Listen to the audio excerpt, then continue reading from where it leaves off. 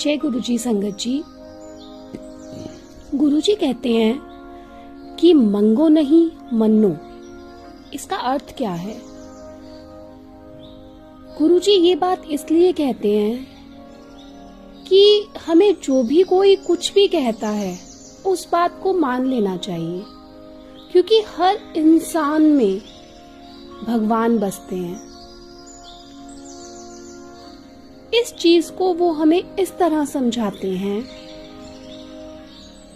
कि एक बार अभिमन्यु के पुत्र राजा परीक्षित थे। राजा परीक्षित के बाद उनके लड़के जनमेजय का राजा बने।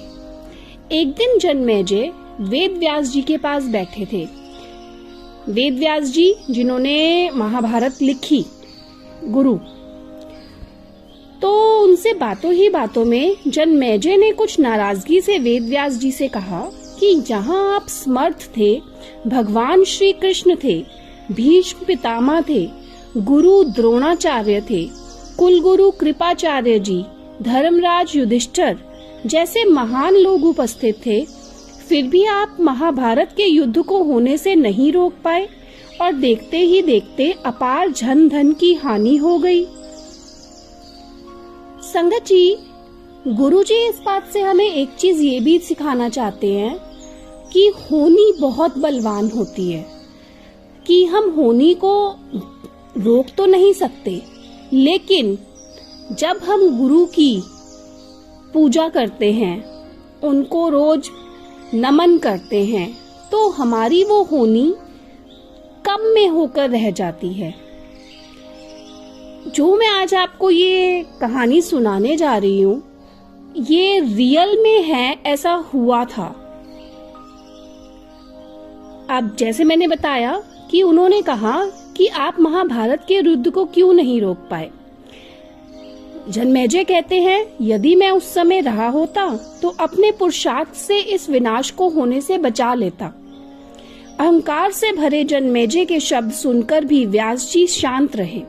उन्होंने कहा, पुत्र, अपने पूर्वजों की क्षमता पर शंका ना करो। यह विधि द्वारा निश्चित था, जो बदला नहीं जा सकता था। यदि ऐसा हो सकता तो श्री कृष्ण में ही इतनी सामर्थ्य थी कि वे युद्ध को रोक सकते थे। जनमेजय अपनी बात पर अड़ा रहा और बोला, मैं इस सिद्धांत को नहीं मानता। आप तो भविष्यवक्ता हैं, मेरे जीवन की होने वाली किसी होनी को बताइए, मैं उसे रोककर प्रमाणित कर दूंगा कि विधि का विधान निश्चित नहीं होता। व्यास जी ने कहा, पुत्र, यदि तू यही चाहता है तो सुन। कुछ वर्ष बाद तू काले घोड़े पर बैठकर शिकार करने जाएगा। दक्षिण दिशा में समुद्र तट पर पहुंचेगा। वहां तुम्हें एक सुंदर स्त्री मिलेगी, जिसे तू महलों में लाएगा और उससे विवाह करेगा। मैं तुमको मना करूंगा, लेकिन तुम नहीं मानोगे और यह सब करोगे। इसके बाद उस लड़की के कहने पर तू एक यज्ञ करेगा। मैं तुमको आज ही चेता रहा हूँ कि उस यज्ञ को तुम वृद्ध ब्राह्मणों से कराना, लेकिन वह यज्ञ तुम ब्राह्मणों से कराओगे, युवा ब्राह्मणों से कराओगे। और जनमेजय ने हंसते हुए व्यास जी की बात काटते हुए कहा कि मैं आज के बाद काले घोड़े पर ही नहीं बैठूंगा, तो ये सब घटनाएं घटित ही नहीं होंगी। अब देखिए संगत जी, इस टाइम भी जनमेजय के अंदर अहंकार है कि मैं होनी को बदल सकता हूँ, लेकिन ऐसा नहीं होता। इस पर व्यास जी ने कहा कि ये सब होगा, और अभी आगे की सुन।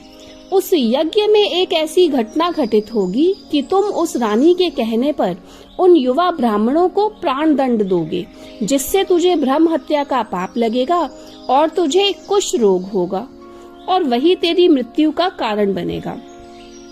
इस घटनाक्रम को रोक सको तो रोक लो। वेद व्यास जी की यह बात सुनकर जनमेजय ने एहतियात वर्ष शिकार पर जाना ही छोड़ दिया। परंतु जब होनी का समय आया, यानी कि जब यह घटना होनी थी, उसे शिकार पर जाने की बलवती इच्छा हुई। उसने सोचा कि काला घोड़ा नहीं लूंगा, पर उस दिन अस्तबल में सारे काले घोड़े थे। अब उसने सोचा कि मैं दक्षिण दिशा में नहीं जाऊंगा, परंतु घोड़ा अनियंत्रित हो गया, बेचैन हो गया और दक्षिण दिशा की ओर गया और समुद्र तट पर पहुंचा। वहां पर उसने एक सुंदर स्त्री को देखा और उस पर मोहित हुआ। जन्मेजय ने सोचा कि इसे लेकर महल में तो जाऊंगा, लेकिन शादी नहीं करूंगा। परंतु उसे महलों में लाने के बाद उसके प्यार में पड़कर उससे विवाह भी कर लिया। फिर रानी के कहने से जन्मेजय द्वारा यज्ञ भी किया गया। उस यज्ञ में युवा ब्राह्मण ही रखे गए। किसी बात पर युवा ब्राह्मण रानी पर हंसने लगे। रानी क्रोधित हो गई और रानी के कहने पर राजा जन्मेजय ने उन्हें प्राण दंड की सजा दे दी। फलस्वरूप उसे कोढ़ हो गया। अब जन्मेजय घबरा गया और तुरंत व्यास जी के पास पहुंचा और उनसे जीवन बचाने की प्रार्थना करने लगा। वेद व्यास जी ने कहा कि एक अंतिम अवसर तेरे प्राण बचाने का और देता हूँ। मैं तुझे महाभारत में हुई घटना का श्रवण कराऊंगा, जिसे तुझे श्रद्धा एवं विश्वास के साथ सुनना है। इससे तेरा कोढ़ मिटता जाएगा। परंतु यदि किसी भी प्रसंग पर तूने अविश्वास किया तो मैं महाभारत का प्रसंग रोक दूंगा और फिर मैं भी तेरा जीवन नहीं बचा पाऊंगा।